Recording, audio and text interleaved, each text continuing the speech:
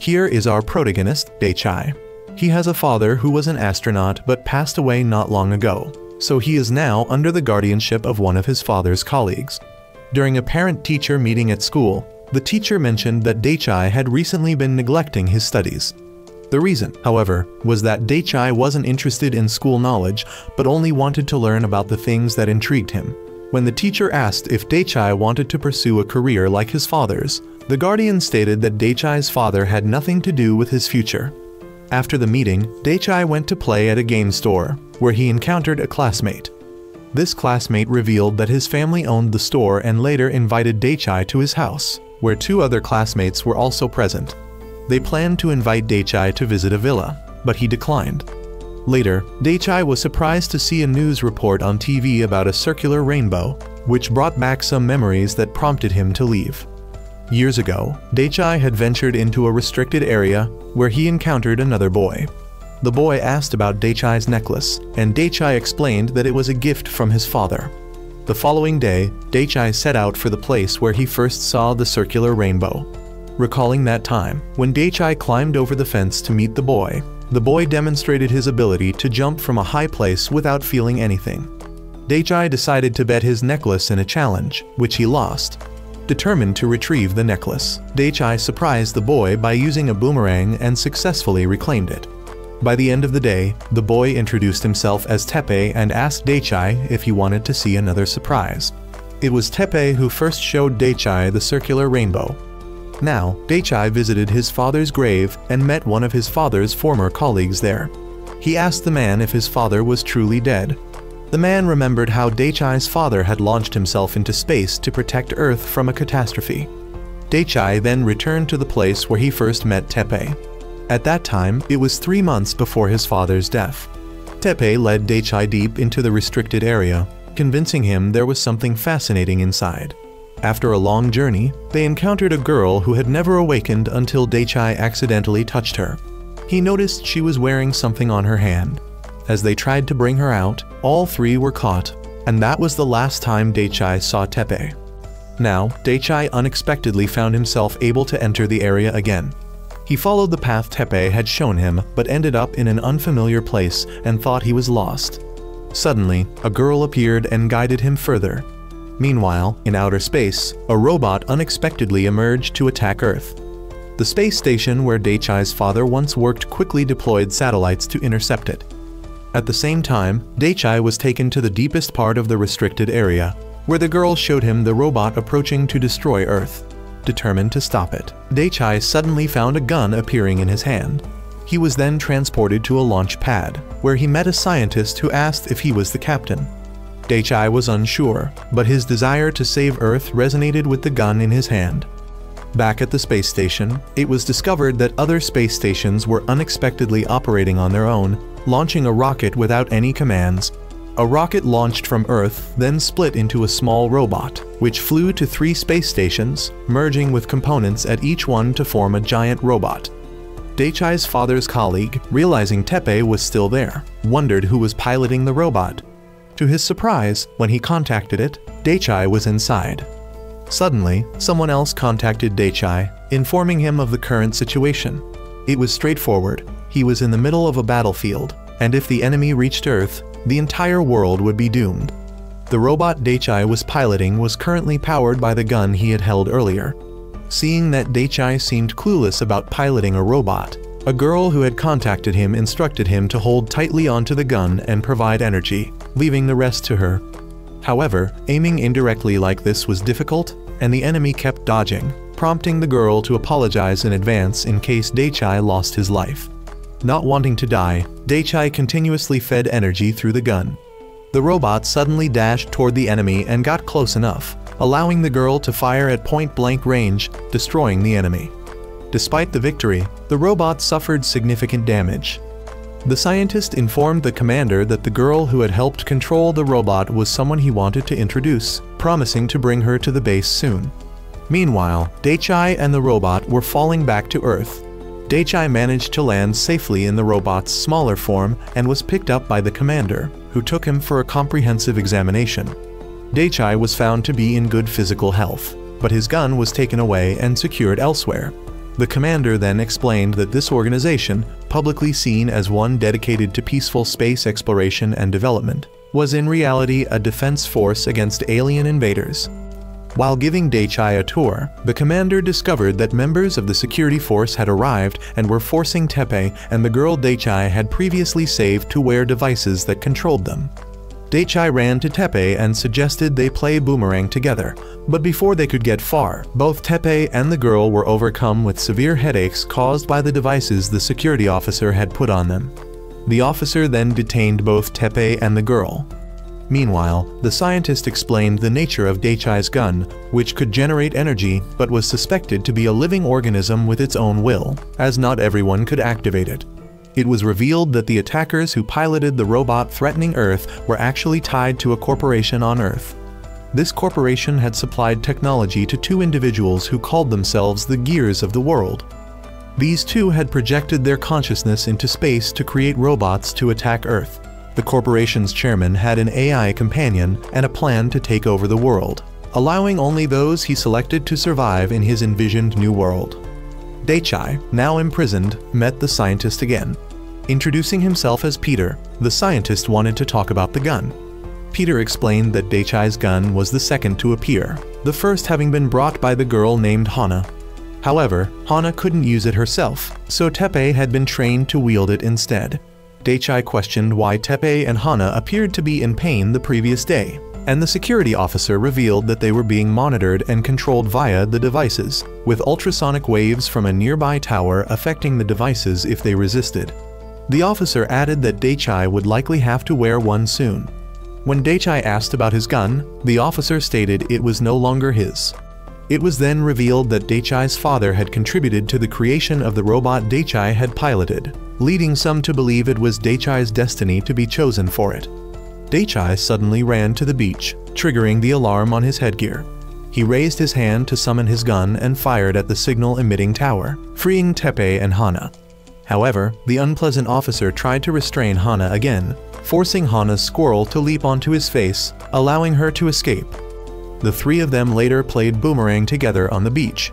Teppei asked why Daichai had returned, to which he replied that he came back to fulfill his promise of showing Hana the boomerang and to rediscover his own feelings in this place. However, the next day, all three were detained and brought to the command room. The unpleasant officer revealed he had just been authorized to use the control devices on them, but the commander declared that these devices would be abolished at the base, as he was the one in charge there. The officer had no rebuttal and left angrily. Meanwhile, Peter introduced the person he mentioned earlier to the base. To the commander's surprise, it was Akari, his own daughter. She had lived with her mother since the commander and his wife divorced, with her mother now serving as the governor on the space station. Daichai realized that Akari was the navigator who had helped him in battle before. Akari, a skilled hacker, explained that her expertise stemmed from being left home alone often while her parents were busy. 3 years ago, the commander had promised to attend her birthday but ended up forgetting due to work, leaving Akari alone. The commander took Teppei and Hana shopping afterward, apologizing for not being able to get them out of the base sooner. He pledged to take responsibility for them and Daichai, deciding that they would all stay at his home from now on. While tidying up the house, Daichai cooked curry for everyone for dinner. The commander reminded them to be mindful of each other since they were now living together. Suddenly, Hana, wearing nothing, ran out asking for help with the bathroom, as it was different from the one at the base. The three men quickly averted their eyes. That night, Hana stayed in the same room as Akari. Hana's squirrel unexpectedly returned, and Akari recalled seeing it earlier that day at a shrine. Meanwhile, Daichai and Teppei sat on the balcony stargazing. Daichai reflected on how just 2 days ago, he was lost about his future, yet here he was now. He asked Teppei to show him the circular rainbow again, and Teppei obliged. Teppei then questioned whether Daichai wasn't afraid of him, but realized Daichai hadn't changed since they first met. Teppei admitted he was intrigued by Daichai's gun and returned a bracelet to him. Elsewhere, the unpleasant officer contacted an unknown faction, which ordered him to control Hana and eliminate Daichai. Meanwhile, at the corporation, the second Gear of the World began his move. He knew about Daichai's gun and suspected the humans were utilizing some princess, seemingly referring to Hana. Regardless, the blue-haired figure launched into space. The command room received an alert, and the unpleasant officer recognized the enemy as the one who had killed Daichai's father. Daichai, tasked with writing a report about obtaining the gun, struggled with what to write. Suddenly, the officer approached Daichai to inform him that the enemy attacking now was the one responsible for his father's death. The commander, shocked that the enemy presumed dead by Daichai's father years ago had returned, didn't want Daichai involved in the fight. Despite this, Daichai boarded a rocket and launched into battle. The commander, unaware of how Daichai got clearance, confronted the officer, who admitted he authorized it. The governor called to question why Daichai was sent out, pointing out that the robot's armor hadn't been maintained. This was exactly what the officer had intended. The commander then banned the security forces from entering any secure zones without his directive. Meanwhile, Hana, hearing the news through her squirrel, grabbed Teppei and headed out. Akari hacked into the satellites to assist Daichai, nonchalantly remarking that this was nothing compared to when she infiltrated the Air Force last year. Hana simultaneously transferred energy into a mysterious machine while the enemy destroyed satellites one by one. Daichai asked the commander whether this enemy was truly the one who killed his father. Daichai then confronted the foe, who skillfully dodged Daichai's bullets and knocked him away. As the enemy charged in for another attack, a new robot appeared. The enemy initially assumed it was an ally, but was shocked when the robot struck him directly. Hana revealed to everyone that the new robot was on their side. The robot then created a circular rainbow, leading Daichai to realize it was Teppei. The commander went to Teppei's cockpit, puzzled about how the previously inactive machine was now operational. Peter speculated it was Hana's doing, while Akari attributed their victory to divine intervention. After the battle, the blue-haired enemy was baffled by what he perceived as betrayal from a presumed ally. The next day, Daichai and Akari worried about Hana and Teppei's fate. Akari attempted an odd stunt to cheer Daichai up and decided they should sneak into the base her way. Meanwhile, Hana underwent a comprehensive examination, confirming she was the one who activated the machine. Teppei was also being tested for brain function and mental health. Peter informed Teppei that the robot he piloted was acquired from the enemy corporation when they found and brought Teppei to the base. Until the previous day, they had no idea it could function. The corporation publicly claimed the machine was a human interface weapon system, but now realized it had a greater purpose. Peter revealed that Teppei wasn't controlling the robot, he was its soul. Teppei, who had been an ordinary boy until recently, began exhibiting unusual behavior. Peter wanted to study these changes further. The commander decided to keep this secret from the rest of the base until more could be investigated, though he acknowledged the situation was beyond his authority. While some wondered if Teppei might betray them, the commander argued Teppei had saved Daichai and could be considered an ally for now.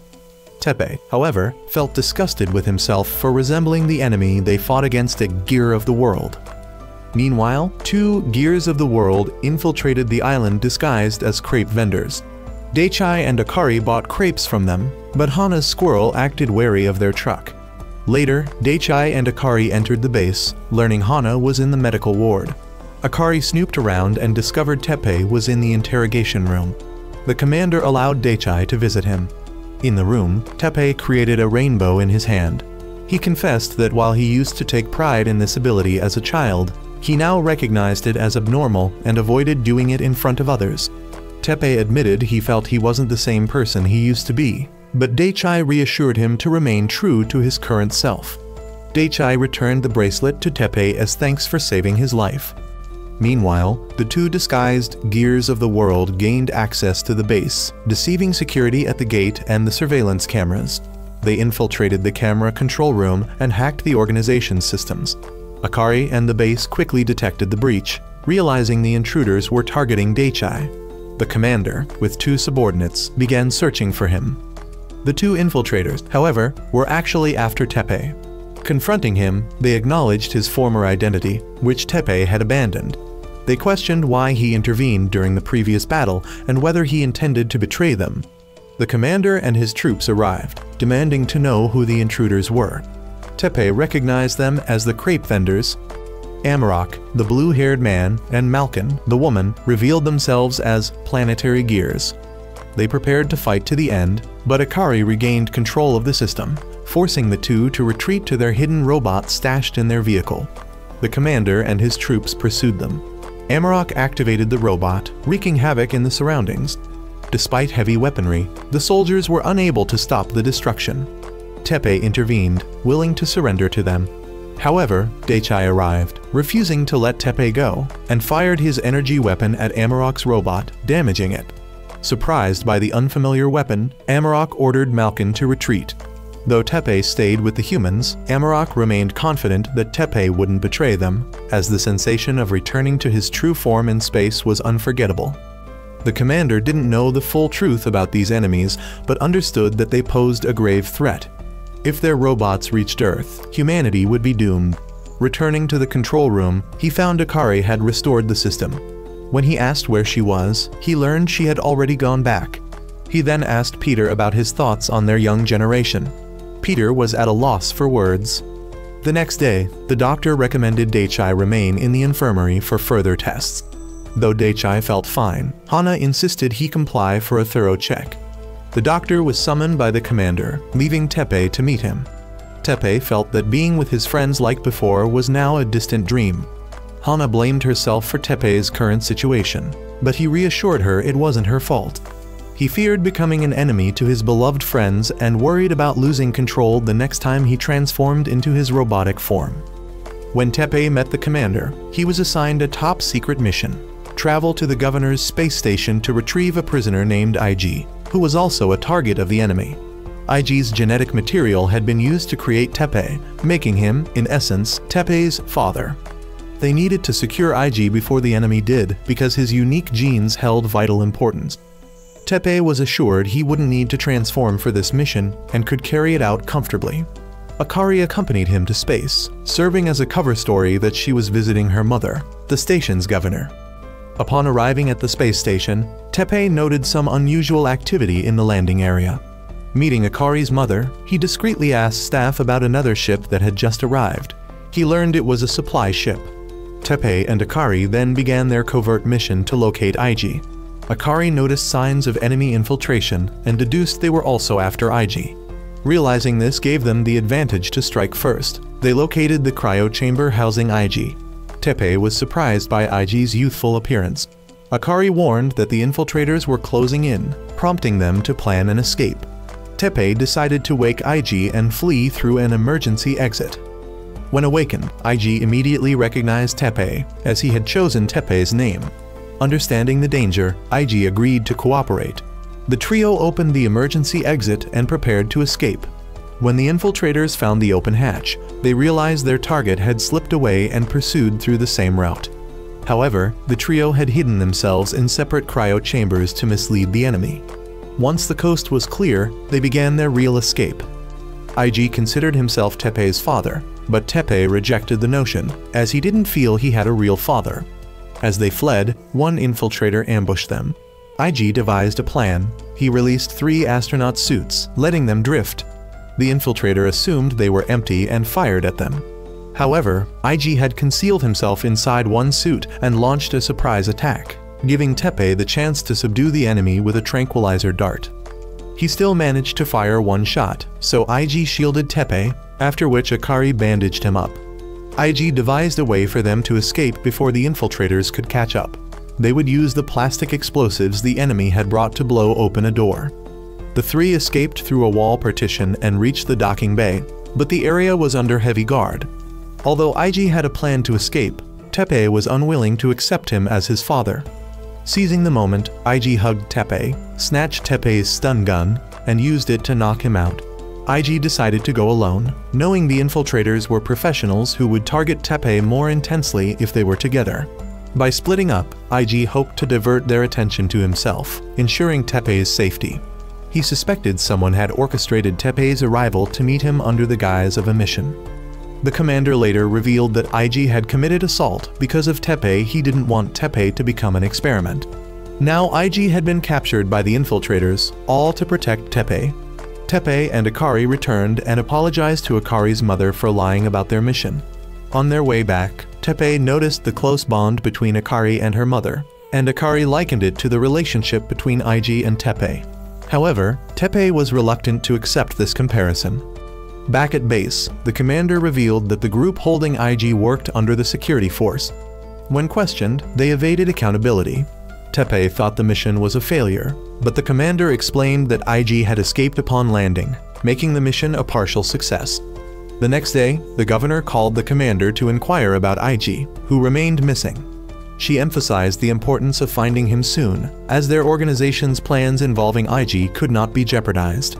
Akari overheard this conversation, and they disclosed to her that the organization's secret project aimed to ensure humanity's survival in the face of looming disasters. This information was classified, and Akari was forbidden from sharing it.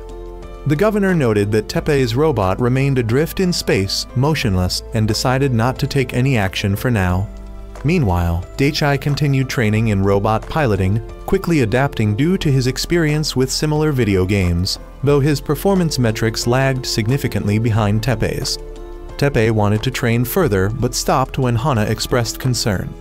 On the corporate side, the chairman's plan was revealed.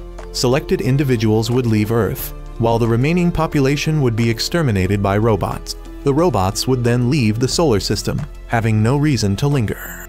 The commander returned to the island to visit Daichai's father's grave and encountered Daichai's guardian there. Daichai spoke with Hana and asked her about the words she had said when they first met.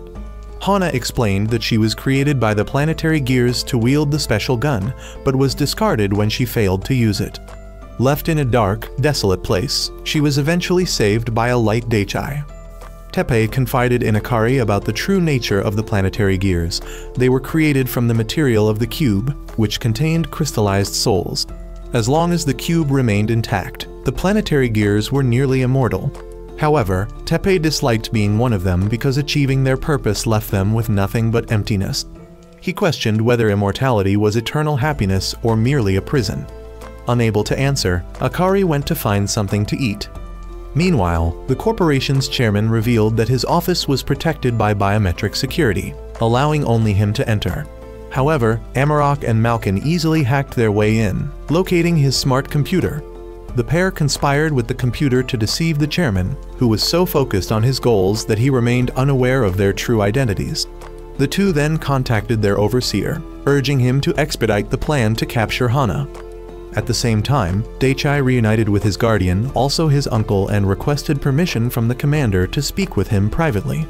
Initially, his uncle believed Daichai was just spending his summer vacation traveling. However, he was shocked to learn that Daichai had joined a government organization and was engaged in dangerous missions despite being underage. He was grateful to his uncle for always thinking about him, but he had responsibilities to fulfill.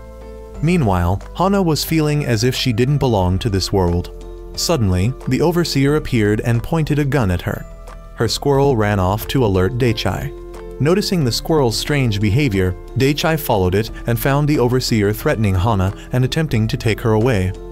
Daichai's uncle also arrived and told him to step back because the man had a gun, but Daichai asked his uncle to retreat instead. Daichai pulled out his energy gun, but the overseer taunted him, claiming he didn't have the courage to kill. Daichai retracted the gun and threw his boomerang, which the overseer dodged, not realizing it would circle back and strike him in the head, knocking him into the water. The man was subsequently captured. Daichai's uncle decided to leave him under the commander's supervision, acknowledging Daichai's growth and newfound determination. That night, the commander showed his assistant what had happened to the moon, a fate Earth would share if the planetary gears robots reached it. Anyone approaching their robots would have their life force drained.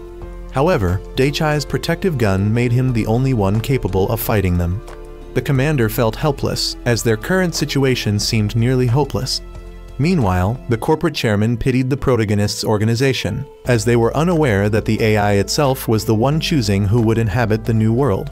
Amarok and Malkin, however, pitied the chairman, who was oblivious to the fact that he was the one being used. The commander's assistant discovered a research facility from 10 years ago, which was a subsidiary of Macbeth Corporation, the antagonists. Images revealed Amarok and Malkin were involved.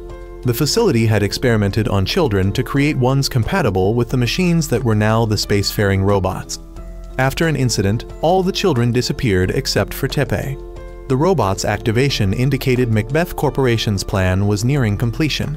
According to Tepe, the planetary gears were collecting Earth's energy to restart the mothership dormant near Uranus. This was a catastrophic scenario. If confirmed by the security force, they would likely bomb Macbeth Corporation and blame terrorists to prevent public panic. The government was determined to keep the impending disaster secret, believing public knowledge would only lead to chaos. Meanwhile, Daichai's group casually ate watermelon. Tepe cherished the peaceful moment, noting that if even one enemy reached Earth, it would drain all its energy. Akari reassured him, believing his presence meant they had nothing to worry about.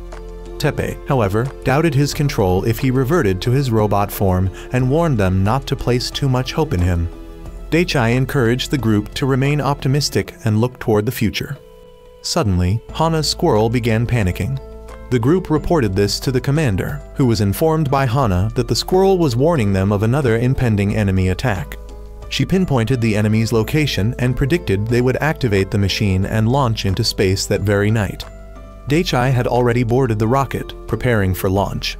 The commander tried to forbid Daichai from going into battle, citing his near-death experiences, but Daichai insisted he couldn't stand by and let the world fall into danger. The commander, seeing Daichai's resemblance to his father, couldn't find a way to stop him. That night, Malkin launched into space to attack, and the commander was astonished by Hana's prophetic accuracy. Hana reaffirmed her belief in her squirrel, stating it had never lied to her before. Daichai was cleared for launch and ascended into space. Skipping the transformation process, he quickly engaged the enemy and opened fire. Malkin skillfully dodged the shots, and just then, Amarok appeared to join the battle. Hana, sensing the situation, called Tepe to accompany her. Tepe, however, was paralyzed by fear that reverting to his robot form would strip away his humanity. Akari approached him and slapped him, snapping him out of his hesitation. She demanded that Tepe return alive as promised so they could eat watermelon together. Resolute, Tepe agreed and went with Hana. Meanwhile, Amarok's entry into the fray put Daichai at a disadvantage. Amarok managed to sever one of Daichai's arms, leaving him vulnerable. Malkin launched continuous ranged attacks while Amarok assaulted him in close quarters, leaving Daichai no room to defend himself. When Daichai attempted to gain distance, they blocked him from both sides. At the critical moment, Tepe arrived unexpectedly. The two planned to split up to deal with the threats, but Amarok grabbed Daichai and locked him in place, ordering Malkin to shoot through them both. For the planetary gears, survival depended only on the intact cube core, but Daichai was not like them. Malkin began charging a massive arrow, threatening to pierce both of them. Tepe had to make a quick decision. He pulled out Amarok's cube core and used it to block the arrow. The resulting explosion shattered Malkin, forcing her to retreat. Daichai, freed, managed to push Amarok away, but found his thrusters damaged, leaving him immobile. At this moment, Akari dragged a satellite into position to propel Daichai forward. She detonated several rockets to accelerate his momentum, allowing him to defeat Amarok with a single strike. With their machines damaged, both Amarok and Malkin were furious at Tepe for officially betraying them.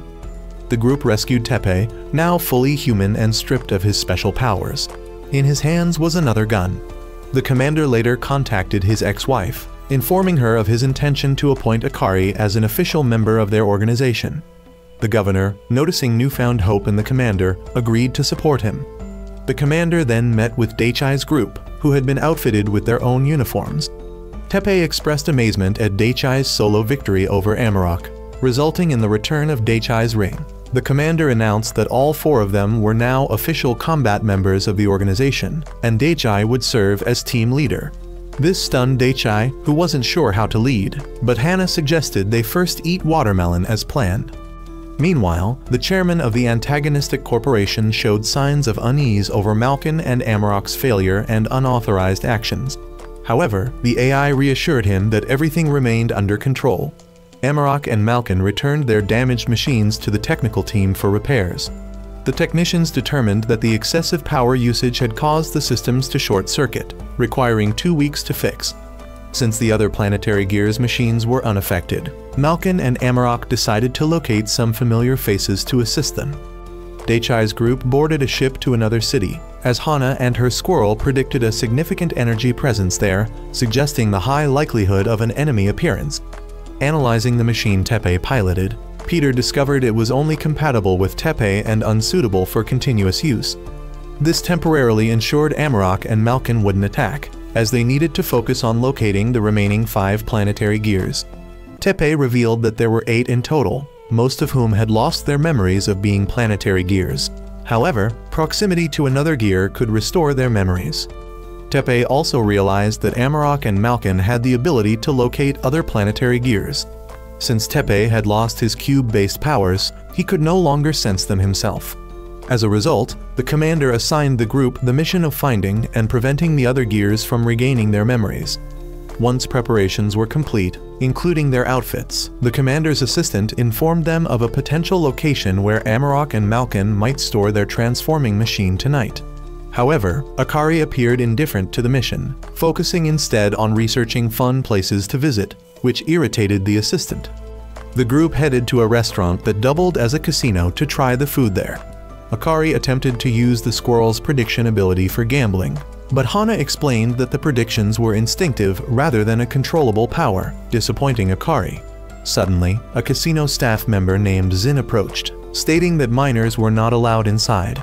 However, the casino owner intervened, explaining that he had granted them entry and informed Zin that someone was there to see him.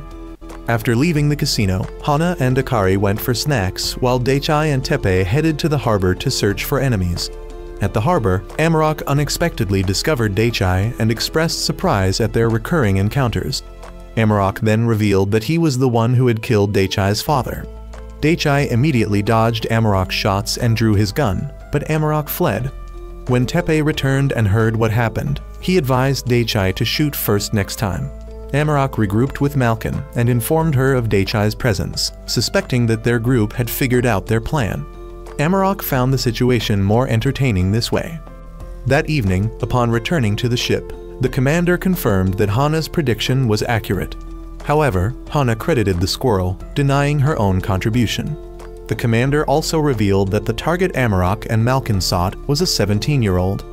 Dechai felt a sense of familiarity at the mention of this age. Meanwhile, at the casino, the owner escorted Zin to meet the real mastermind behind the establishment. The true owner revealed that Zin possessed a power allowing him to make the roulette ball land precisely where he focused. Although Zin didn't fully understand his ability, it worked consistently. The owner sought to exploit this power to profit from the casino, promising Zin a luxurious life in return. However, Zin found this lifestyle dull compared to his former passion for photography. Amarok and Malkin then arrived, quickly defeating the casino owner. Malkin kissed Zin to awaken his memories, causing Zin to realize his powers and the excitement that awaited. He was brought to their machine to activate a robot, which turned out to be a smaller model. Dechai's group was immediately deployed. Dechai piloted a small robot to confront Zin. Zin, confident in his newfound power, declared that nothing was beyond his grasp. The two began exchanging gunfire, but Dechai struggled with accuracy and retreated to evade Zin's shots. Akari hacked into Zin's robot system and identified him as the boy from the casino. She also discovered that Zin's robot would transfer its energy to a giant form in space in just over a minute. Realizing their systems were compromised, Amarok and Malkin warned Zin, but he ignored them and generated an electromagnetic pulse EMP. This electromagnetic wave disabled all electronic devices within a wide radius. Zin attempted to shoot Dechai immediately, but unexpectedly, Dechai used his gun to reactivate his robot and fired back at Zin. The two bullets grazed past each other. Dechai dodged successfully, while Zin's robot was struck directly at the energy core, causing it to explode. Zin then fled the scene. Shortly after, power was restored to the entire area. Akari noted that they narrowly avoided disaster, as there were only 8 seconds left before the enemy could transform. Meanwhile, Tepe felt increasingly useless, believing he was the only one in the team who hadn't contributed. Zin later regrouped with Amarok and Malkin. Amarok attributed their loss to the hacking of their system, vowing to eliminate the hacker first. Zin, however, admitted that the world was about to become far more exciting from now on. A few days later, Dechai's team arrived in another city to search for the next world gear. Peter analyzed Zin's robot from the previous battle and discovered that its cockpit contained a compartment housing both the pilot and the energy used to operate the robot. This energy was the same type their team's weapons were capable of targeting. When the energy compartment was inserted into a small-scale robot, the energy transformation process took 4 minutes. Therefore, if they could destroy the energy compartment within 4 minutes, they could prevent the space robot from activating. This critical information, once again, came from Akari's efforts.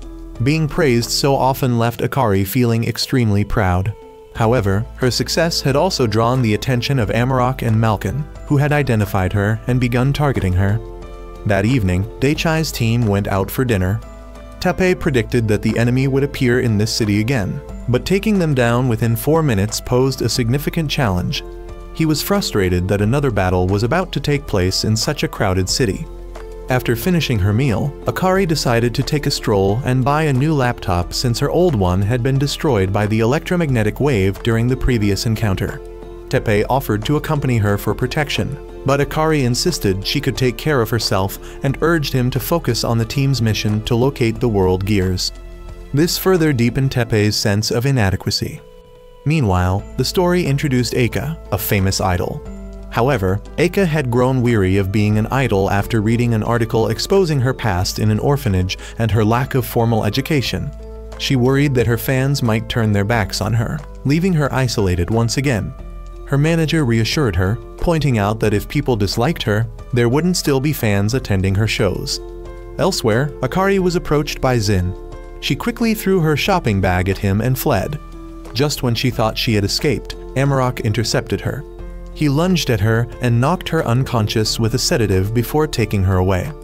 At the same time, Eika's manager informed the event organizers that she was encouraging Eika, believing in her talent. However, Malkin approached Eika in the restroom and performed the ritual to awaken her memories. Eika swiftly regained consciousness, unlocking the power of a world gear. Back at the base, Daichai's team returned, and the commander's assistant asked if they knew where Akari was. The group replied that Akari had gone shopping, which the assistant found strange, wondering why someone would turn off their phone while shopping. Teppei, feeling guilty, regretted not insisting on accompanying Akari for her protection. Meanwhile, Akari regained consciousness, enduring Malkin's taunts. Malkin demanded that she hack into their organization's systems and bring them down. Amarok fired a warning shot to pressure Akari into compliance. Back at the base, the assistant noted Akari's unexplained absence as the operation's start time drew near. She suspected Akari was slacking off, but Hana defended her, believing that Akari would never act irresponsibly. Daichai prepared to deploy in his robot, while Teppei grew increasingly suspicious that something had happened to Akari. Shortly after, Eika activated her robot, appearing atop a skyscraper. Daichai quickly received the report and requested permission to engage.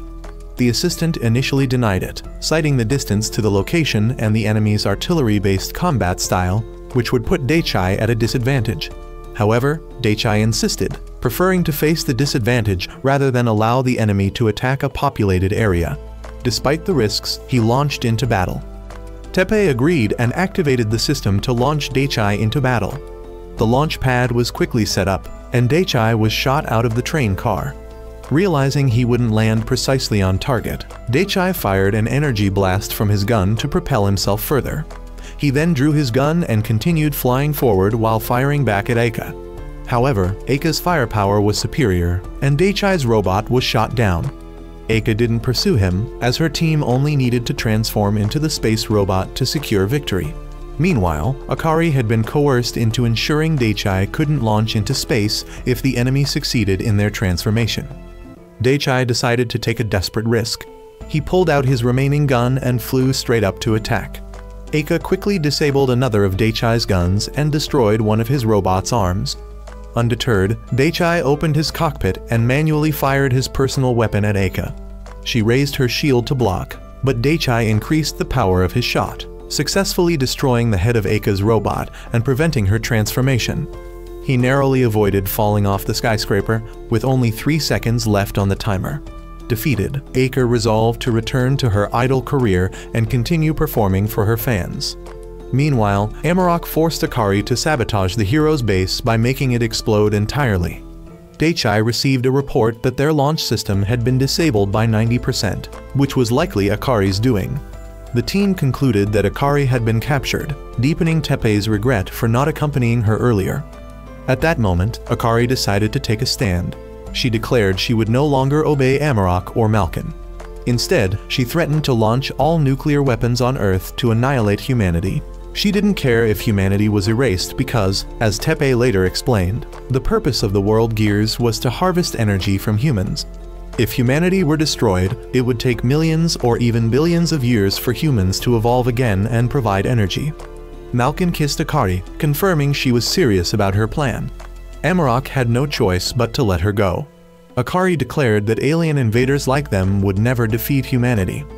A few days later, the group arrived at their next destination, where Hana and the Squirrel predicted another World Gear recruitment event would take place. The commander instructed everyone to act cautiously this time, as Akari's kidnapping during the previous mission had been a serious matter. While Akari downplayed the incident, the commander, acting like a concerned parent, saw things differently. Tepe expressed his growing pessimism about his inability to contribute to the team.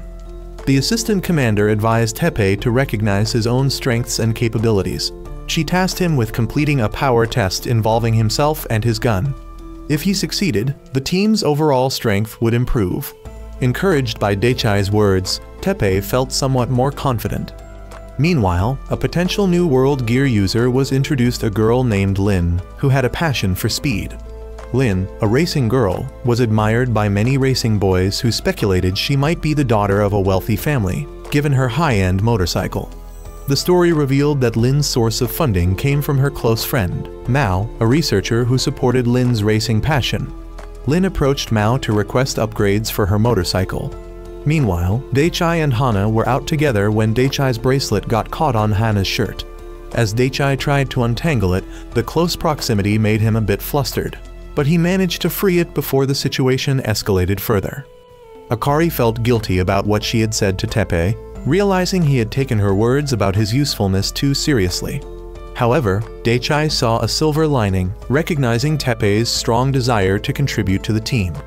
The narrative then revealed Mao's reason for funding Lin's racing endeavors. She needed Lin for an experimental project.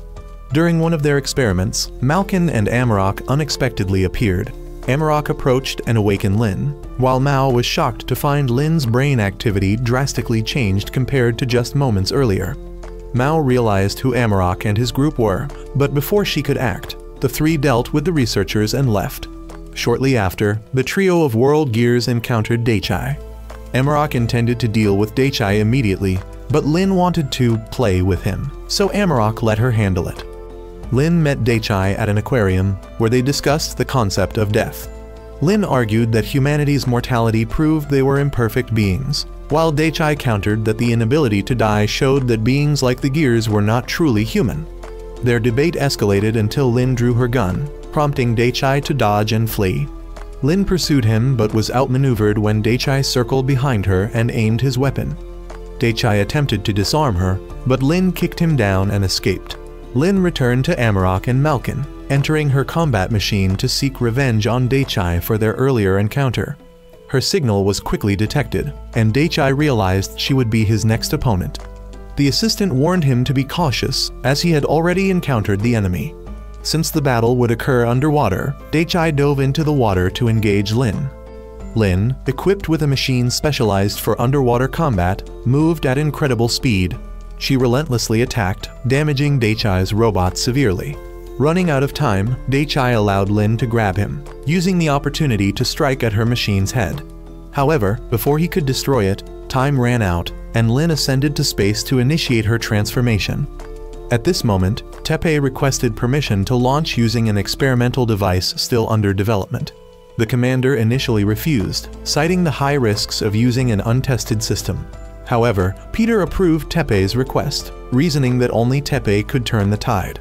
Tepe argued that since Dechai had allowed the enemy to escape, it was his responsibility to recapture them, emphasizing the team's duty to support one another. The commander left the decision to Dechai, who, as team leader, permitted Tepe to deploy. Preparations were made for Tepe's launch and combination process. Tepe was launched into space, passing through 3 space stations to complete the fusion process. After skipping the technical procedures, Tepe's new robot was revealed similar in design to Daichai's, but painted blue and equipped with a cannon on its left arm for long-range attacks. Despite this, Lin's speed allowed her to evade the attacks easily and close in on Tepe.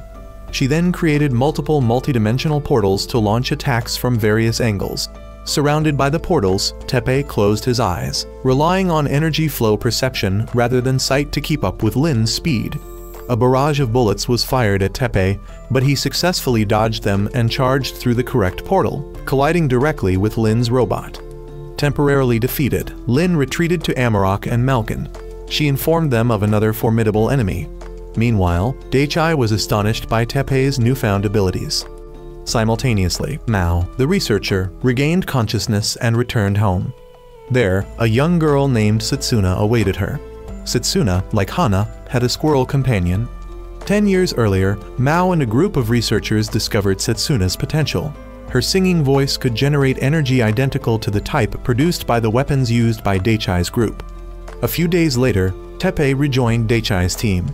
Daichai wondered about the assistant's whereabouts, prompting Akari to suggest that he should stop relying on her too much.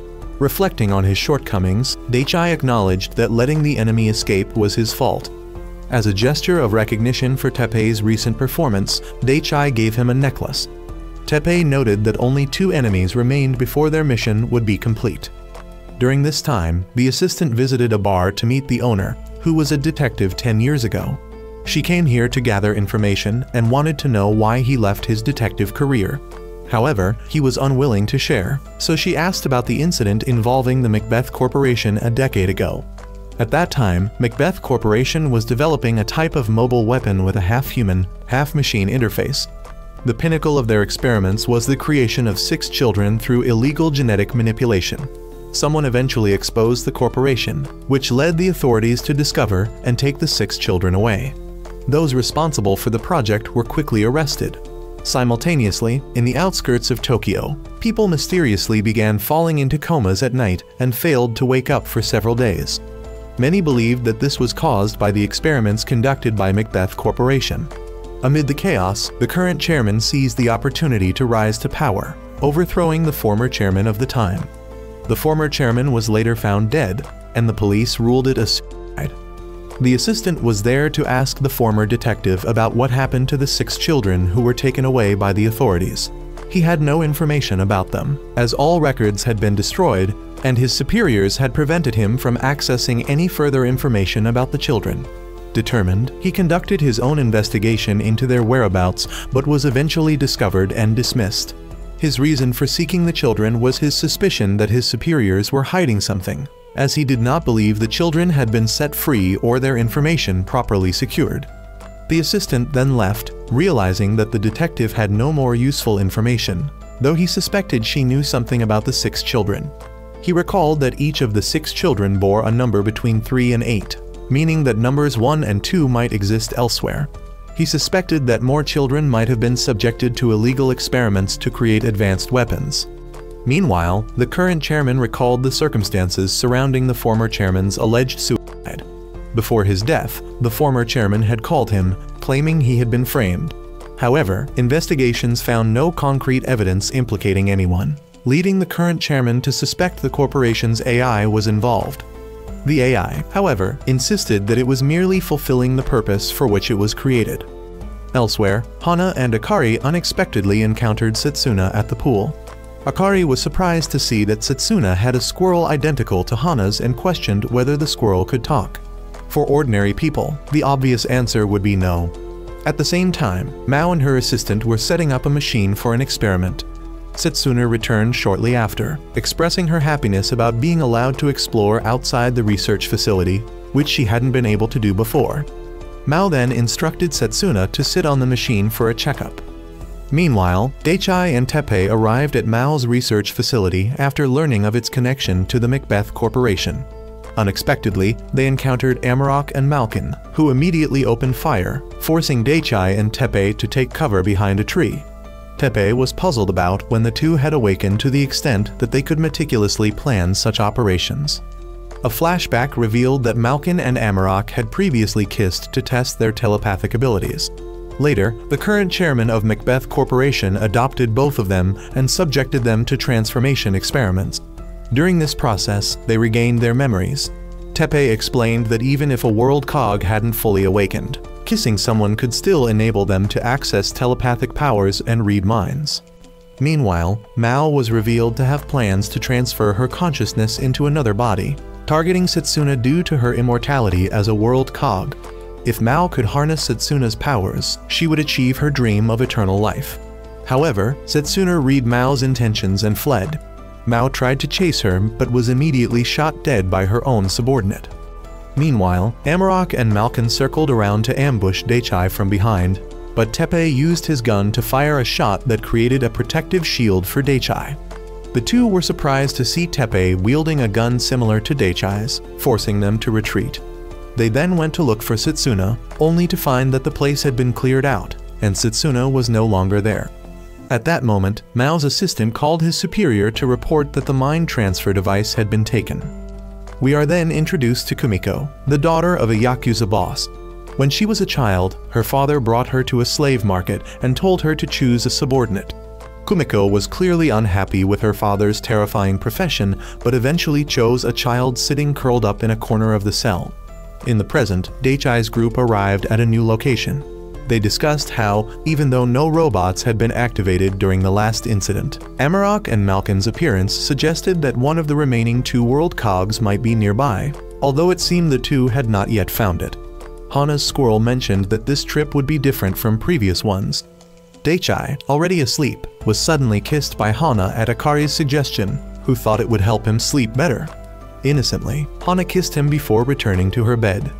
The scene shifts to an underground arena where a champion named Baku is engaged in a match against a larger opponent. Despite the size difference, Baku maintained his championship title with a single punch. It's revealed that Baku is the child Kumiko purchased from the slave market years ago. Kumiko believes Baku no longer needs to continue fighting, but respects her father's command to keep him involved. Baku also asked Kumiko to keep her distance, citing her engagement, but she ignored him. Another individual then arrived to escort Kumiko back to her father, who wanted to meet her. Back with Dechai's group, they were eating as usual when they stumbled upon a wedding in progress. Watching the bride and groom kiss made Akari and Tepe wonder if Dechai had ever kissed anyone before. Dechai admitted he hadn't, which led the two to suspect that Hana might have stolen Dechai's first kiss the previous night. The assistant later contacted the group to inform them about an illegal underground fighting tournament in the city. Akari eagerly volunteered to investigate, and the group soon arrived at the arena, only to be stopped by security. Dechai presented an invitation, but security claimed minors were not allowed. Akari resolved the issue by bribing the guards with a wad of cash, and the group gained entry. Inside, they witnessed Baku's next fight. This time, his opponent wielded a knife, which was permitted under the rules. The attacker launched a series of relentless strikes, but Baku disarmed him by targeting his wrist and then delivered a powerful uppercut to secure victory. Amarok, intrigued by the match, decided to enter the arena to challenge Baku. Dechai's group was surprised to see Amarok arrive so soon. Dechai stopped Tepe from drawing his gun, reminding him not to fight in such a crowded place. Unexpectedly, the casino boss from Zin's previous encounter was also present and still harbored a grudge against Amarok. Amarok began the fight by overwhelming Baku, forcing him into a defensive position. However, Baku managed to grab Amarok and slam him to the ground. Amarok quickly escaped, locking Baku in a chokehold while attempting to awaken Baku's memories. Baku resisted, breaking free and causing tremors that shook the arena. The lights went out, and Amarok and Malkin vanished from the scene. Amarok was later pursued by the casino boss and his men.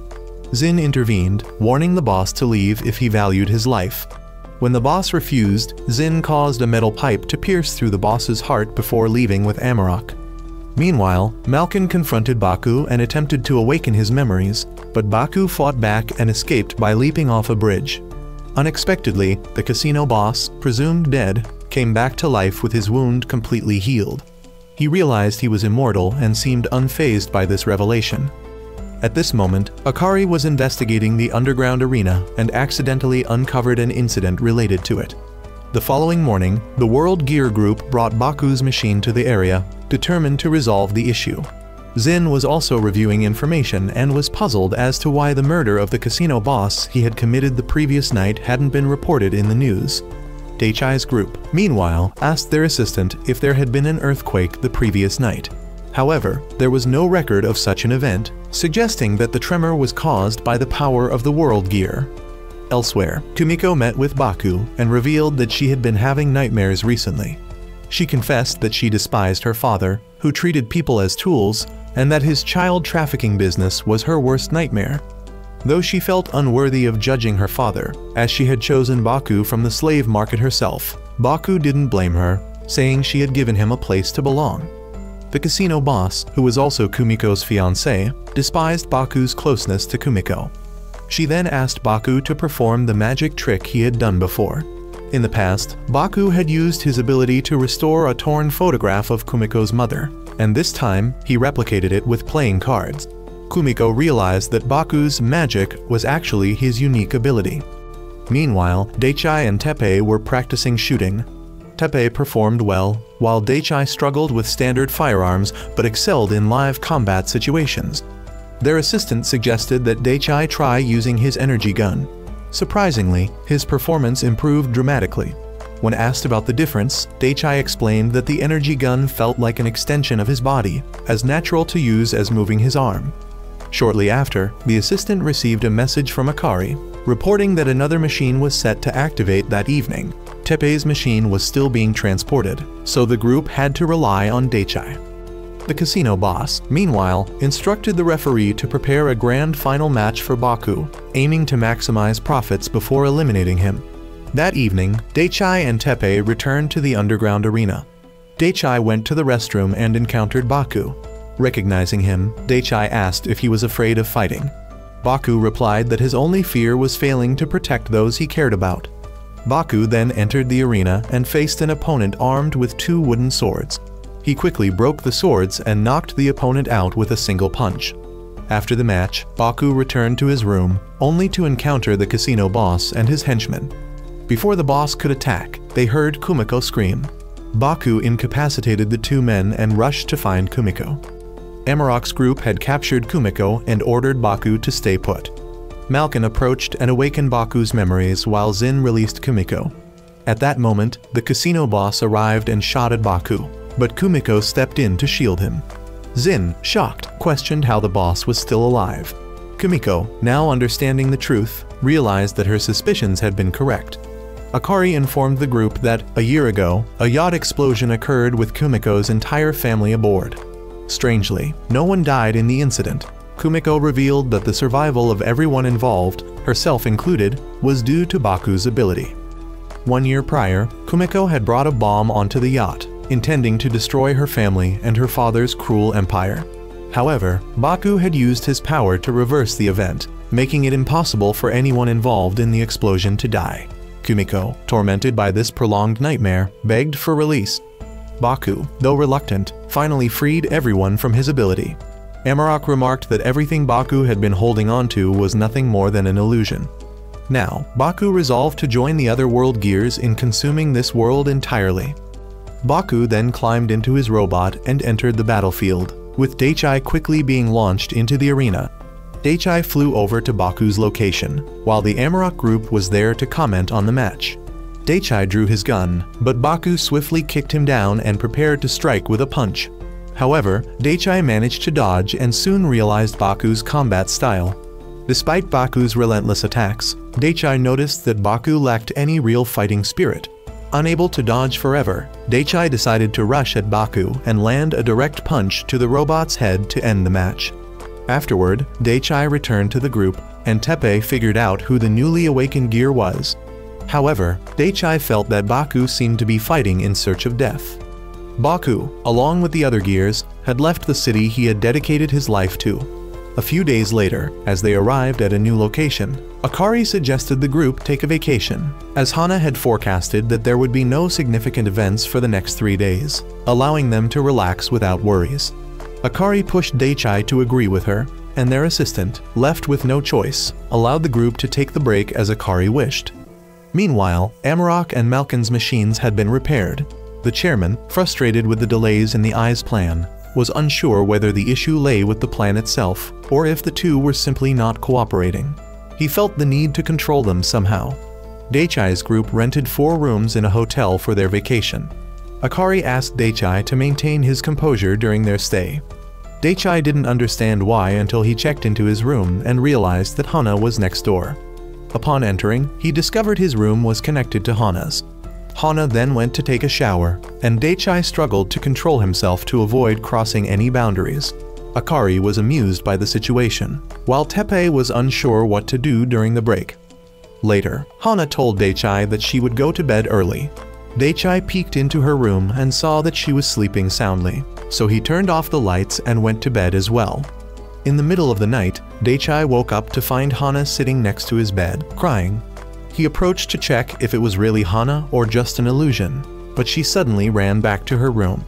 The next morning, Hana was cheerful as usual, and Akari asked if Daichai had done anything the previous night. Daichai insisted he had controlled himself, suspecting that Hana might dislike him, but Akari didn't believe him. She then went to pull Hana away from the attention of some boys on the beach. Teppei, however, didn't think Hana disliked Daichai, as he had noticed that whenever Daichai went to bed, Hana would sneak a kiss on his cheek. Akari then asked Hana if she liked ice cream, and between ice cream and Daichai, who she preferred. Hana immediately chose Daichai, making Akari confident that Hana didn't hate him. Meanwhile, the chairman summoned Amarok and Malkin, questioning why they had used the machine on their own and damaged it, also consuming large amounts of the company's precious energy. Both of them explained they had been practicing for skill improvement, but the chairman forbade them from using the machine without his permission. Frustrated, they went to see the AI, demanding it launch a satellite from the Macbeth Corporation onto the headquarters of the opposing faction. This would not only eliminate the enemies in their way, but also cause trouble for the chairman. Meanwhile, Akari noticed that she had been trying to create opportunities for Hana and Daichai to get closer, but they still acted like children. Teppei suggested that Hana might also have a telepathic ability like the World Gears, meaning whenever she kissed Daichai while he slept, she might be seeing something. That night, Hana once again cried beside Daichai's bed. Daichai woke up, asked if something was wrong, and, if possible, expressed a desire to kiss Hana. However, Hana refused, fearing that Daichai would hate her if he learned her true nature. Suddenly, their assistant called the group for an urgent meeting. At the same time, the chairman was shocked to learn that his satellite was about to crash into Earth, with less than 10 minutes remaining until impact. Everyone was deeply concerned upon hearing that a satellite, resembling a meteor, was about to crash into their base. Even if they managed to destroy the satellite, the damage to the base would remain unchanged. Hana decided to take action. She ran to the beach, pointed to the sky, and fired a light beam directly at the falling satellite. The satellite was completely incinerated by Hana's light beam, and Amarok realized that their princess had begun to act. Teppei knew that the attack had come from Hana. Daichai wanted to go to her, but she asked him not to approach and ran off. The next morning, many people had seen the light beam from the previous night and thought it was a shooting star or possibly a sun pillar. However, now that Hana was missing, the group found it difficult to take action. Akari believed that if Hana sensed enemy movements, she would definitely contact them. The organization was facing a problem due to a shortage of energy, and both Amarok and Malkin were experiencing the same issue. The two needed to find Setsuna. That afternoon, there was still no news about Hana. She had turned off her tracking signal, and the group worried she might be in danger. However, blindly searching wouldn't help. Hana, meanwhile, was wandering aimlessly when she coincidentally ran into Setsuna, who was selling paintings for some extra money. The two sat down to chat and discovered they shared a common fear being around others, knowing how terrifying it could be to understand someone's true thoughts. Hana, however, really wanted to be with Daichai, but she was afraid he would hate her if he found out who she really was. Suddenly, they spotted Amarok and Malkin nearby. The two ran and hid in an alley. Hana handed her squirrel to Setsuna to help her escape, but Amarok spotted them. The squirrel bit Amarok's ear, and Setsuna ran out to help Hana escape. Meanwhile, the chairman had begun to suspect the AI, and the two gears were secretly plotting against him. The AI was exposed and turned hostile, releasing gas to put him to sleep. It revealed that his control switch had no effect on it. The AI then made him sit in a chair and started its transformation. At that moment, Hana opened her signal and called the group, informing them that Amarok and Malkin were chasing her. Daichai immediately ran ahead, with Teppei and Akari following closely behind. Hana believed that Amarok was pursuing her, so she let Setsuna escape while she stayed behind to draw their attention. She ran to the beach but found no one chasing her. Instead, she encountered Daichai. Meanwhile, Amarok and Malkin had cornered Setsuna and were about to awaken her. Daichai kissed Hana, officially declaring his feelings for her. Amarok also kissed Setsuna, awakening her. Both Amarok and Malkin knelt before Setsuna and revealed to her who Hana truly was. Setsuna decided to greet Daichai's group with her own robot. Daichai, having accepted Hana's true self, asked her not to run away anymore. Afterward, Amarok and Malkin's robots arrived to attack, forcing Teppei and Daichai to stay behind and fight.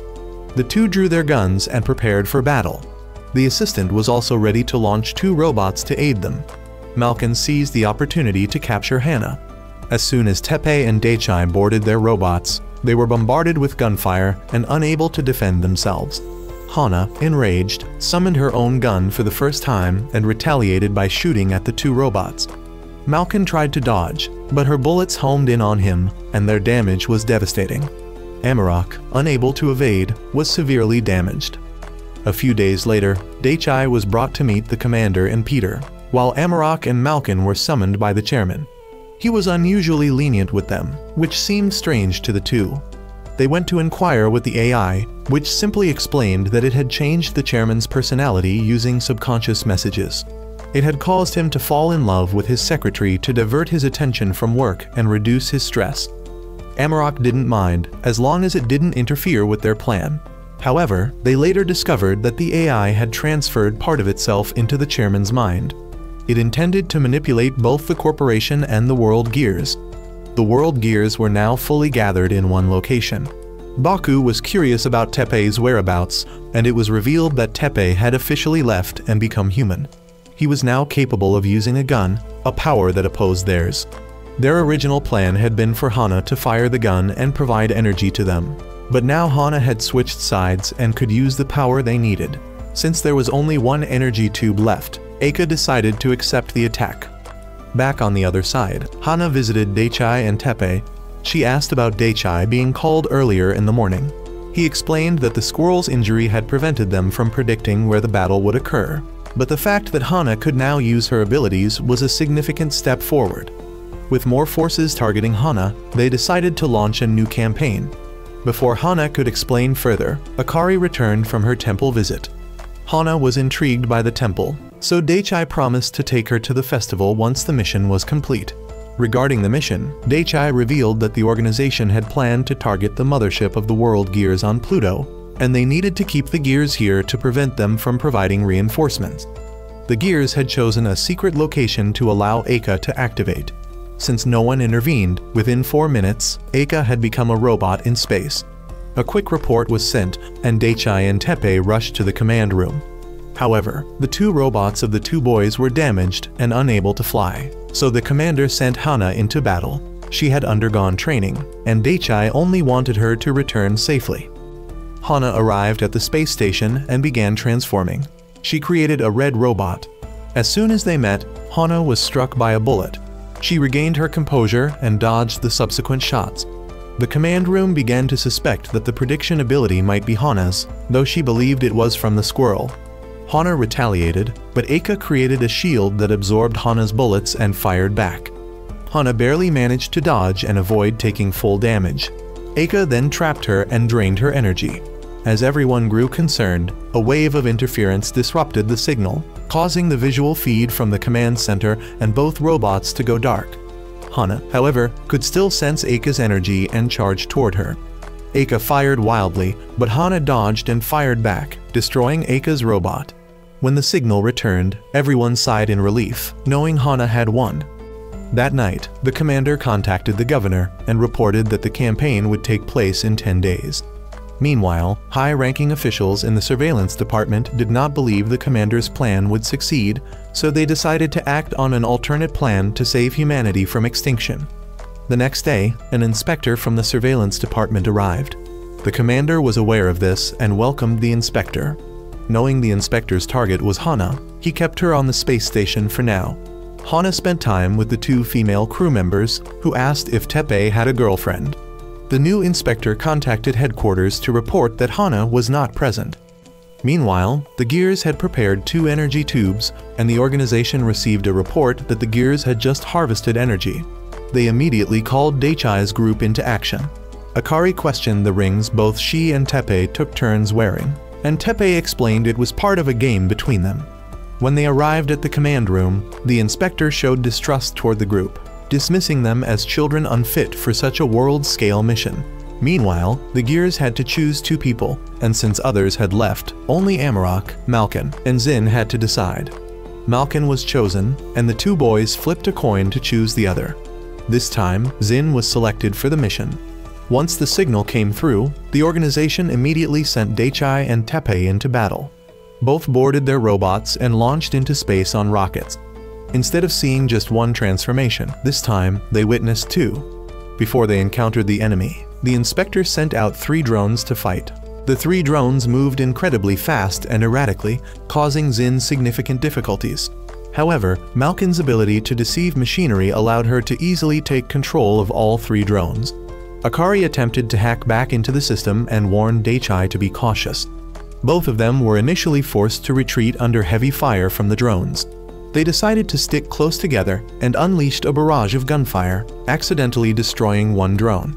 Akari managed to hack the remaining 2 drones, turning them into additional firepower to confront the 2 Gears. As the Gears charged forward, Akari used Daichai's system to emit a wave that disabled the 2 Gears temporarily. Seizing the opportunity, Daichai and Tepe tried to destroy their cubic cores. Although they managed to destroy the robots, the cores remained intact and returned to their origin. Tepe theorized that the cores could only be destroyed through the willpower of their users. Upon returning, Amarok noted Akari's increasing ingenuity, concluding that their next attack would require their full force. Daichai questioned Akari about the waves she emitted earlier, and she revealed that it was a new technique she had developed. The group remained on the space station, with the governor deciding to delay their return to Earth until the following day. The 2 female crew members, seeing an opportunity with Tepe present, attempted to approach him. The governor explained that bringing Hana back to Earth would be risky, which was why the commander had sent the 2 boys to protect her. The commander wanted the governor to begin testing Daichai to prepare for the next phase of the plan. Daichai underwent training to increase his firing range. He needed to achieve a minimum distance of 2 units for the mission, but his maximum range during training was only 1.8 units. Interestingly, during live combat, he managed to exceed 2 units, though the inconsistency necessitated further practice to ensure reliability. After work, the 2 crew members approached Tepe at the pool to ask if he liked anyone, while Hana was summoned by the governor. Meanwhile, Daichai encountered an older man in the ship hangar. Hana wondered why she had been called, and the governor explained that Akari had never had a friend before because she had never opened up to anyone. Hana was the first person Akari had ever called a friend. The governor, being Akari's mother, admitted that she had never spent much time with her daughter, leading Akari to feel like she didn't need her. However, Hana believed Akari didn't truly feel that way. Hana herself lacked a real family, but had 3 friends who helped her understand the feeling of belonging. Seeing the governor, Hana imagined that having a family must be wonderful. She hugged the governor to understand what it felt like to have a mother. Meanwhile, Daichai learned from the man in the hangar that the ship was still in development and could serve as humanity's last hope if Earth were destroyed. The man revealed he was Manet, a member of the ship's development team, and recognized Daichai as the chosen gun wielder. He requested a handshake, which Daichai reluctantly accepted. The next morning, the trio departed for Earth. Tepe was invited for a future meeting by the 2 female crew members, while the governor entrusted Hana with taking care of Akari in her stead. Daichai reflected on the handshake and felt unworthy of the title of hero that everyone attributed to him. Manet, however, believed otherwise, deeming Daichai merely lucky to have been chosen by the gun and predicting that Daichai would soon realize his true nature. Suddenly, Tepe noticed their flight path had been altered, and the trio was rerouted to Australia. They suspected this was due to infiltrators targeting Hana aboard the space station. The trio landed safely in Australia. With no connection to the command center, they decided to activate their robots and seek refuge at a local base. Meanwhile, Amarok and Malkin approached the AI, questioning why they couldn't use the gun. The AI explained that it didn't know the exact reason, but speculated that the gun was a living entity incompatible with the gears. Amarok and Malkin also shared gossip with the AI about the chairman's recent scandals, revealing that he had been unfaithful and subsequently dumped by his secretary. Back on Earth, the squirrel grew anxious for Hana's safety, causing Akari to worry that something might have happened to her. Meanwhile, Teppei's group rested and ate at the Australian base. Teppei received a beautifully prepared lunchbox from the two girls, which looked far more appealing compared to Daichai's meal. This was Daichai's first time abroad, though it came under unfortunate circumstances. Hana asked him about his parents, and Daichai revealed that both had passed away, or at least, his father's death was presumed, as it was never confirmed. Suddenly, the three were discovered by enemy aircraft. They quickly returned to their robots, and the planes demanded their surrender. Teppei immediately shot one down, recognizing it as an unmanned drone belonging to their own organization, likely operated by those targeting Hana from within. Teppei declared he wouldn't let anyone harm Hana and urged Daichai to be decisive when making decisions. The trio attempted to escape but fell off a cliff, where they were surrounded by 2 brigades of tanks. The tanks only targeted Teppei and Daichai, clearly avoiding Hana's location, implying the enemy knew which vehicle she was in. Teppei and Daichai fought back, but Teppei sustained an injury, losing a robot leg. Teppei insisted that Daichai take Hana to safety, as their mission was to protect her. However, Daichai hesitated, wanting to prove himself as a true hero. He then fired 2 powerful beams, spinning to sweep the area clean. His attack output reached an astonishing 5.8 units, leaving Teppei impressed. The 2 still functional robots decided to carry Teppei to a base in Australia for temporary shelter, a move anticipated by Manet and those targeting Hana. Akari suddenly managed to contact them, warning them not to head to the Australian base, as the overseers there had too much unchecked power, putting Hana at significant risk. The group decided to head to another base, instead one without a defensive system, but with a ship they could use to return to Japan. However, this meant they would be targeted by anti-aircraft artillery. Akari assured them she could handle the situation, having already hacked the organization's entire system. The commander noticed Hana had changed significantly, smiling more than she ever had before, and attributed this transformation to Daichai. The group infiltrated the base, stole the ship, and escaped without resistance, as Akari had caused a power outage across the organization's system for an hour. However, the overseers had prepared a countermeasure, deploying a high-speed spaceship equipped with advanced combat machines. Even if Daichai's group reached Japanese airspace, it was unclear if their pursuers would respect territorial boundaries. The overseer who previously visited the base reported to her superiors, acknowledging that Daichai's group and their organization had performed admirably. However, she emphasized that capturing Hana was a top priority. Still, even if they obtained Hana, whether she would comply remained uncertain.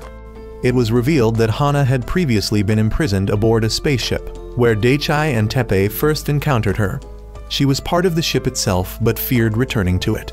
No one knew why only Teppei had been able to pull her out of the ship. That night, the overseer's spaceship caught up with Daichai's group, launching an attack. Although their ship held up, it remained vulnerable. Hana recalled her purpose, to wield the gun. However, she doubted her ability and had retreated into darkness. Then, she saw a light and sought out the person who had created it, Daichai. Yet, she felt it was Daichai who had found her. Determined to repay Daichai's light, Hana decided to take action and head to the robot, with Daichai choosing to accompany her. Hana and the commander had devised a plan unknown to Akari and Teppei. She and Daichai fought back, forcing the enemy ship to transform. It shot Hana down and captured their ship, intending to eliminate Teppei and Daichai. From underwater, Hana unleashed a powerful shot, damaging the enemy ship. She then emerged in her spacecraft, the very one where Teppei and Daichai had found her. Firing another devastating shot, she destroyed the enemy vessel, which attempted but failed to retaliate with equal force. Peter warned Hana that returning to the ship would make her incapable of escaping on her own. Only Daichai could extract her. If anything happened to Daichai, she would remain trapped. Hana accepted this, stating that if Daichai were gone, she wouldn't want to leave the ship anyway. Daichai then retrieved Hana, successfully bringing her out of the ship once more. The two left, and Teppei was relieved that both were safe, although he could no longer enter that ship. Meanwhile, the two senior commanders of the organization set foot on this ship for the first time, which signified that the organization was taking the plan proposed by the governor and the commander seriously. The governor decided to let Daichai speak.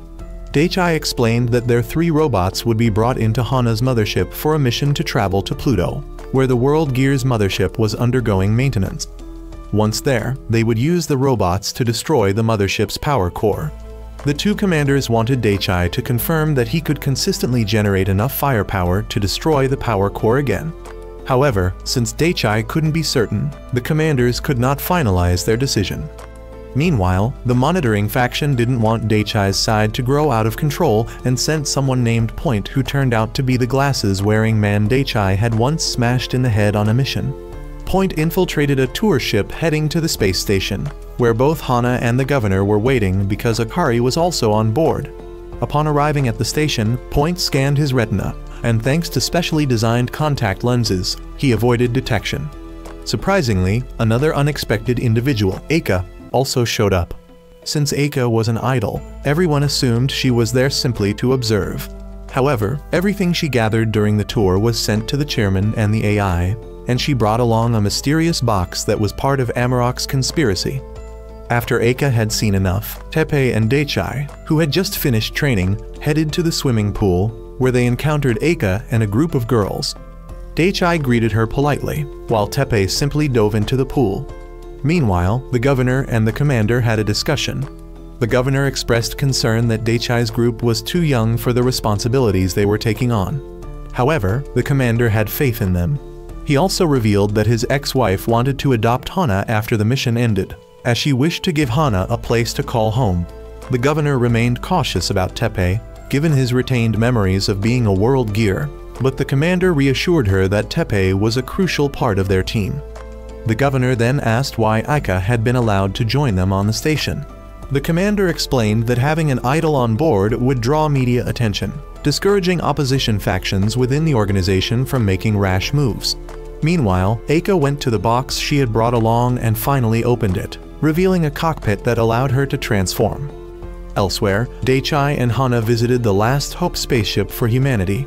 The governor discovered Akari and Teppei spending time alone together. Teppei poured out all his thoughts, sharing how he felt about regaining his World Gear memories and what it meant to choose to stay with his friends. Akari gave him a kiss, hoping it would help him find his answer.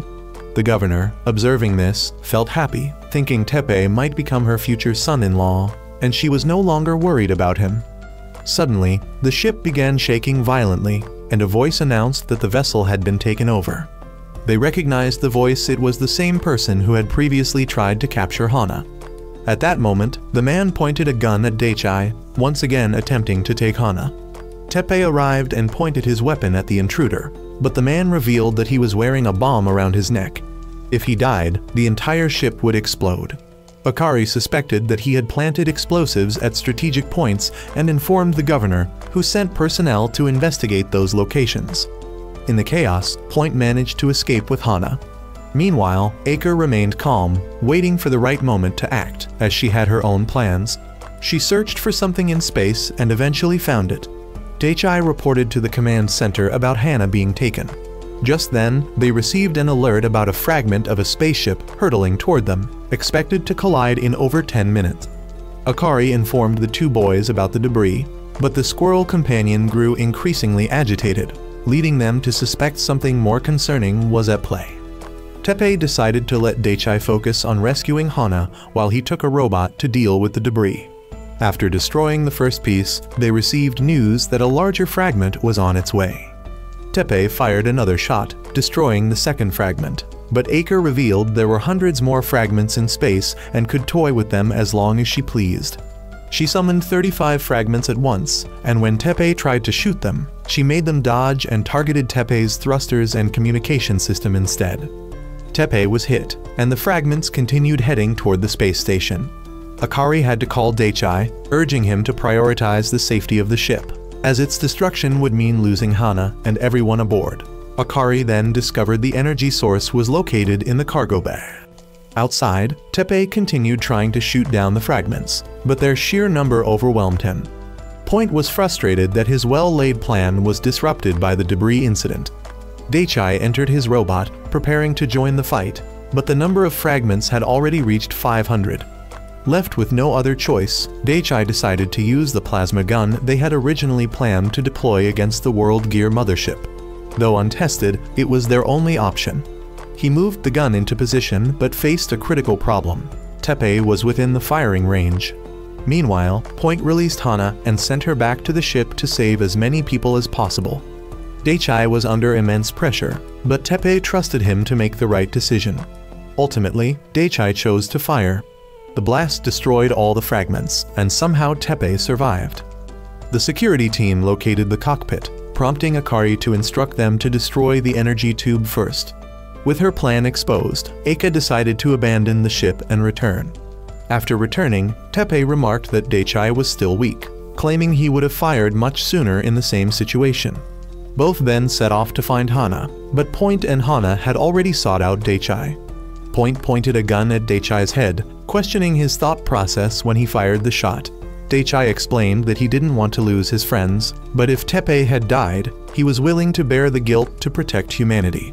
Trusting Daichai, Point removed the bomb from his neck and made Daichai promise to protect Earth, the home of his family. The next day, the group began the process of merging humanity's Last Hope spaceship with Hana's mothership. Since it was the first time attempting this, they weren't sure if it would work, but Teppei's instincts told him it would, so they pressed forward. Akari mentioned a lunar project people were working on. The governor explained that the original plan was to develop a device allowing remote control of Hana's ship if she couldn't leave it, minimizing risk to her. However, the commander, who was ready to take full responsibility for any issues, revealed that the device had only a 1% chance of functioning. Seeing that Point had failed, the monitoring faction decided to escalate their efforts. Meanwhile, at the Macbeth Corporation, Amarok was preparing for a massive battle, and the World Gear faction awaited Baku and Setsuna's return with the final energy reserves and cockpits. They knew their time in this world was nearing its end, though Malkin mused that Earth wasn't such a bad place after all. Suddenly, the commander established communication with both the space station and Hana's ship. During their brief exchange, someone noticed the World Gear faction gathering massive amounts of energy, signaling an imminent full-scale robot assault. Daichai decided it was time for the group to head for Pluto. Everyone saluted them, wishing for their safe return. Hana went to the mothership to pilot it, determined to return with everyone and fulfill their promise to enjoy the festival together. Teppei gave Daichai back the ring, recognizing him as a true leader for making the hard decision to fire at him and the debris. However, Daichai wanted Teppei to keep it as a promise for them all to return safely. Hana then activated the mothership's weapons and set off. The World Gears detected the energy surge, realizing that Teppei had truly abandoned his life as a World Gear without regret. Daichai's group soon discovered that the monitoring faction had sent a massive carrier ship to stop them. The carrier launched several smaller aircraft, similar to those from before. Daichai took his robot into battle. The carrier fired a powerful shot at the mothership, forcing Teppei to use his gun to create a shield and retaliate. After some preparation, Hana was finally ready to initiate the jump to Pluto. Akari called Daichai back, but he was still being harassed by the small aircraft. Determined not to let the monitoring faction stop him, Daichai fought off the planes and tried to return to the ship. However, the jump was about to be initiated, and Daichai had yet to board. Hana couldn't stop the process, leaving the group hoping that Daichai would make it in time because, without him, Hana would remain trapped in the ship. Daichai used his gun to accelerate himself, managing to grab onto the ship just as the carrier prepared a powerful shot. Suddenly, everything brightened, and Daichai was transported back to the moment he first started summer vacation. He thought he had just experienced a long dream as events began repeating themselves. From attending a meeting with his uncle to a sense of déjà vu, everything felt oddly familiar. Later, at the arcade and his friend's house, he was surprised to find that his friends were Amarok, Malkin, and Eika. Strange images involving Amarok began flashing in his mind. When the TV was about to broadcast news of a rainbow, Eika turned it off. On his way home, Daichai almost saw the rainbow on TV again, but Baku distracted him, allowing someone else to turn it off. At home, Daichai recalled the festival and felt it held some significance for him. He visited the shrine and asked his uncle about eating watermelon, as he kept seeing images of it in his memories. At the shrine, he accidentally met Zin, who asked for a photo, leading to a brief conversation. Daichai later took a bus and met Setsuna, who confided that she was living in a way she hated, which weighed heavily on her. Daichai advised her to try changing her way of life. Their conversation was interrupted when Lin crashed her motorcycle into the bus. To Daichai's surprise, Lin emerged unscathed. Both girls left, and Daichai took a taxi to the shrine. The driver mentioned keywords like déjà vu, strange dreams, forgotten memories, and, most importantly, how people referred to him as Captain. Though unsure why, Daichai found himself at the shrine. While praying, he encountered Hana's squirrel and suddenly remembered his mission to return, though he didn't yet know how. Visiting a shooting booth, he practiced shooting to get accustomed to the weapon. The world gears appeared, trying to tempt him to stay in this world, but he snapped out of it. Viewing his gun as an extension of himself, he resolved to reclaim the ring shared with Teppei. Daichai returned, latched onto the ship, and fired a shot that destroyed the carrier. Now ready, the group continued their journey. The jump only took them to a moon orbiting Jupiter. Planning another jump, they suspected interference from their enemies. Daichai remembered being manipulated through dreams. Suddenly, the world gears launched an attack, and Teppei identified Baku as the assailant. Teppei rushed to help, and Daichai engaged Baku, discovering his overwhelming power. Baku attacked with devastating force, claiming human life was too short and meaningless. Daichai countered that human life was not for the world gears to decide. Teppei arrived with the gun and asked Daichai to move aside, but Daichai was struck down to the moon's surface and dragged into its core, completely overpowered. Just as Baku prepared to finish him, Teppei teleported in front of Baku and fired the gun, completely destroying Baku's cube. Back on the ship, Akari speculated that Teppei had used a teleportation ability similar to Hana's and theorized the gun could enable Daichai to teleport if he learned how to use it. The world gears decided to prioritize stopping the group instead of attacking Earth, knowing they couldn't leave the solar system without the ship's energy core. The recently used cannon's ability to destroy cubes gave the group hope of defeating the world gears. After a second jump, they reached the world gear mothership. Teppei and Daichai went outside to fight, with Teppei using the cannon as a shield and Daichai launching attacks. Hana's mothership fired a massive beam, piercing the main ship and allowing the group to enter. They reached the core, but were ambushed by the world gears lying in wait. Amarok was impressed that the group had made it this far. He offered them a choice: become friends with the world gears. To prove his sincerity, he resurrected Baku, explaining that as long as the core existed, cubes could be restored if their physical bodies were intact. He proposed turning the group and humanity into gears, provided they discarded the gun. Daichai charged forward to fight, prompting Amarok to declare the negotiation a failure. Akari fired the ship's weapons, but Eika intercepted and retaliated. The core revealed itself as the AI from the Macbeth Corporation, stating it would eliminate any threats. It shot at Setsuna, but Lin shielded her, transforming into a cube before exploding. The AI declared it was tired of being a tool for the world gears and would now make them its tools. It could implant cubes into any living being, turning them into devastating bombs. When Daichai attacked, it threw a cube at him. Despite this, Daichai managed to shoot and cause the core to explode. However, the AI evolved into a larger cube, revealing its life force was tied to the existence of other cubes. Daichai attacked again, but it generated a shield. Teppei joined, only for the AI to create another barrier. It gloated that Hana had been sealed within the ship and couldn't escape. If the ship were destroyed, Hana would die as she was now a part of it. Daichai remained confident he could free Hana. Together, he and Teppei fired relentlessly, but the AI blocked every shot. It retaliated by targeting Eika and using her cube as a weapon against Daichai. Teppei created a shield to protect them both.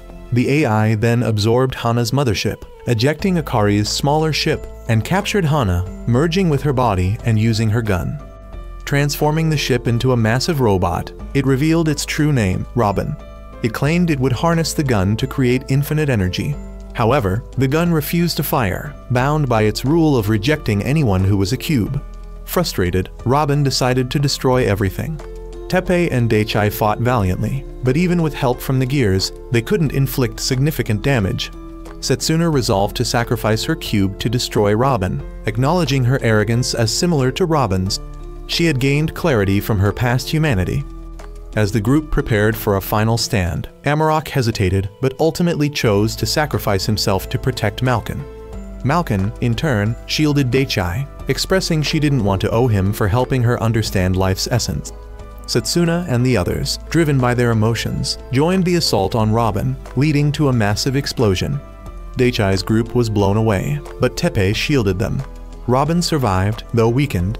Using its teleportation ability, it fled to Earth. Daichai's allies trusted he could follow, and he believed in himself as he pulled the trigger. Robin arrived on Earth, where military commanders identified it as Hana's ship. Daichai arrived soon after and engaged in combat. Despite losing an arm and being struck down, Daichai clung to Robin's arm and used a head-mounted cannon to breach the hull, climbing inside. Shedding his larger robot, he used a smaller unit to infiltrate further. Reaching the cockpit, he confronted Robin, who taunted him. Robin claimed if Daichai destroyed the ship, Hana would die, but if he served Robin with the gun, he could stay by her side. Daichai put away the gun and kissed Hana, awakening her telepathic abilities to pull her consciousness back. Hana was freed from the ship, but Robin laughed, stating that even with Hana's freedom, the robot's crash into Earth would cause catastrophic destruction, killing Hana along with it. Hana, however, didn't care because she knew Robin would disappear if he fell into the atmosphere. She was ready to die with the ship just to protect the planet and the people she loved. Daichai decided to help her because she reminded him so much of his father. The two combined their shots and pierced through Robin, then destroyed the entire ship. Robin decided to drag them both down with him, but Daichai managed to get back to the robot. However, Hana lost her grip, and the entire robot exploded. Everyone thought Hana was gone, but Daichai had saved her with the help of the green-haired girl who had once guided him inside the ship, leading them to the gun. And the film ends here.